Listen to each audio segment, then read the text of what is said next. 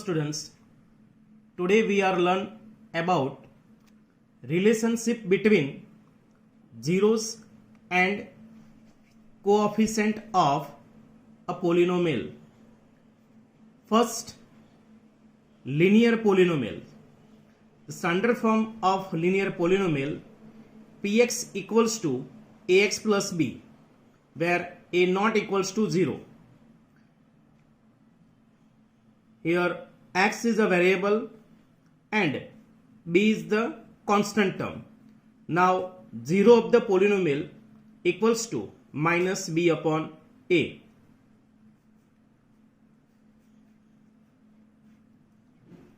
Px equals to ax plus b.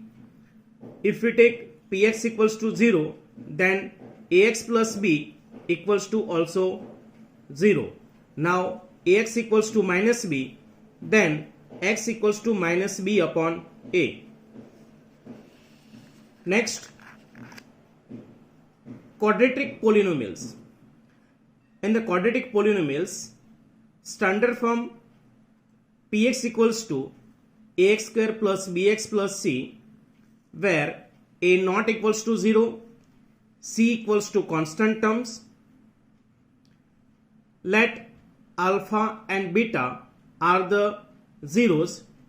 So sum of the zeros means if alpha and beta both are zeros, so alpha plus beta equals to minus b upon a. Minus b means coefficient of x and a means coefficient of x square. So we write minus coefficient of x upon coefficient of x square. Then after, product of zeros equals to c upon a equals to c, that means constant term, and a means coefficient of x square. Then after, cubic polynomials where a not equals to 0 and standard form of cubic polynomial px equals to ax cube plus bx square plus cx plus d, where alpha, beta and gamma are the zeros. So now sum of the zeros equals to alpha plus beta plus gamma equals to minus b upon a. Students, now here minus b, that means b is a coefficient of x square. So we write coefficient of x square in place of b, and upon a that means coefficient of x cube. So we write coefficient of x cube. Now students, sum of the product of the zeros, alpha into beta plus beta into gamma plus alpha into gamma equals to c upon a equals to c. C, that means coefficient of x, and upon a that means coefficient of x cube because of it's a cubic polynomial. And last, product of the zeros equals to alpha into beta into gamma equals to minus d upon a. Here minus d that means constant term, and upon a means coefficient of x cube. Hello students, now it's related example number 2. See, find the zeros of the quadratic polynomial x square plus 7x plus 10 and verify the relationship between the zeros and the coefficients. So first off, here we have to find out the zero of x square plus 7x plus 10. So by using factorization, we find two zeros and also we verify the relationship between zeros and coefficients. First, factorize the last term 10, then it's become 7, 10, 5 to the 10, it's multiplication 10, and then it's become middle term 7x. So we factorize 5 multi 2, and here we write 5x plus 2x, so it's become 7x.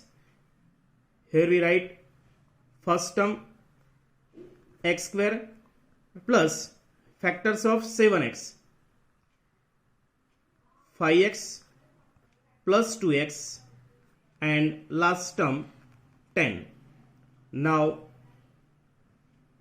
first two terms and last two terms pair, common, x is a common, so in bracket x plus 5, and here common 2, so in a bracket we write x plus 5. So two factors, x plus 5 and x plus 2. Now here we have to find out zeros, so we take x plus 5 and x plus 2 equals to zeros. Therefore x plus 5 equals to zeros, or x plus 2 equals to zeros. Therefore x equals to minus 5 and x equals to minus 2. Now sum of the zeros,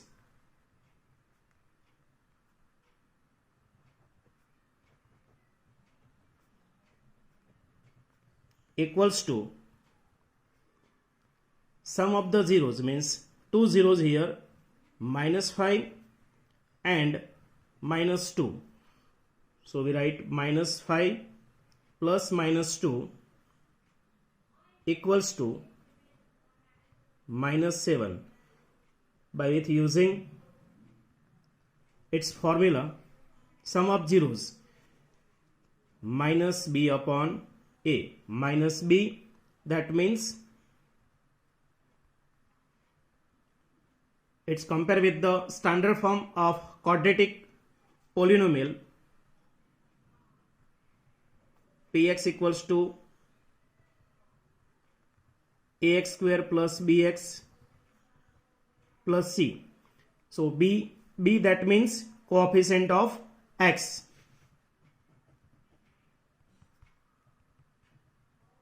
coefficient of x, upon a means coefficient of x square.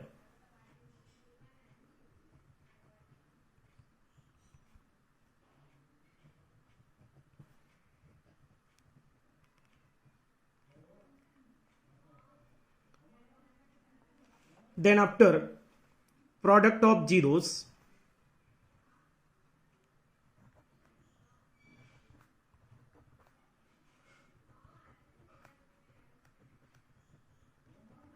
product of zeros equals to, here two zeros, minus 5 and minus 2, so its product is 10. 10 upon 1 means c upon a. Its formula of product of zeros, c upon a. C, that means constant term. So here we write c equals to